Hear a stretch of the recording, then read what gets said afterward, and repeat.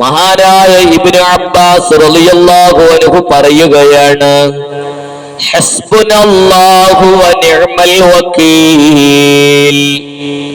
ഖാലഹാ ഇബ്രാഹീം അലൈഹിസ്സലാം ഹീന ഉൽഖിയ ഫിന്നാർ.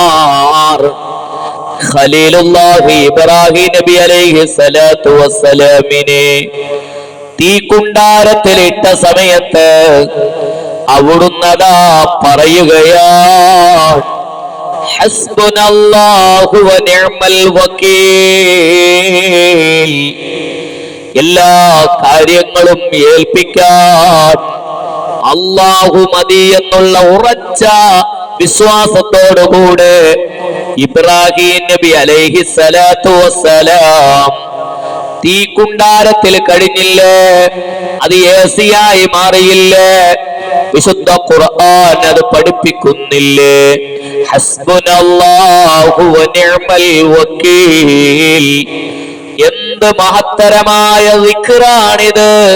ഹബീബായ സയ്യിദുൽ വജൂദ് മുഹമ്മദ് റസൂലുള്ളാഹി സ്വല്ലല്ലാഹു അലൈഹി വസല്ലമ തങ്ങൾ വരെ ഈ ദിക്ർ പറഞ്ഞിട്ടില്ലേ? മക്കക്കാരായ ആളുകൾ വന്ന് ഹബീബായ നബി തങ്ങളെ പേടിപ്പെടുത്തുകയാണ്.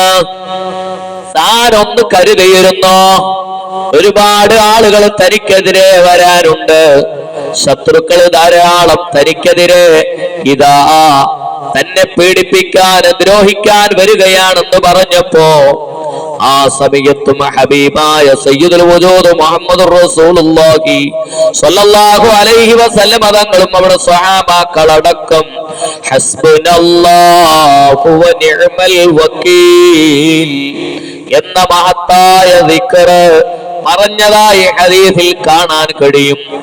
പ്രിയപ്പെട്ട മുഅ്മിനീങ്ങളെ, നമുക്കും ധാരാളം പ്രയാസങ്ങൾ വരുന്ന സമയത്ത് ഈ ദിക്ർ പതിവാക്കിയാൽ എല്ലാ പ്രയാസങ്ങളും അകലുകയാണ്.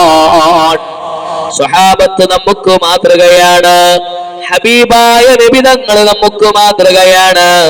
പൂർവികരായ മഹത്തുക്കളൊക്കെ നമ്മുടെ ജീവിതത്തിന്റെ ആത്മീയമായ പുരോഗതിക്ക് നിദാനമാണ്. അല്ലാഹുവേ, സർവവിഷമങ്ങൾ തീർക്കണേ അല്ലാ, പ്രയാസങ്ങളൊക്കെ അകറ്റണേ അല്ലാ, സർവ ബുദ്ധിമുട്ടുകളെല്ലാം മാറ്റിത്തരണേ അല്ലാ.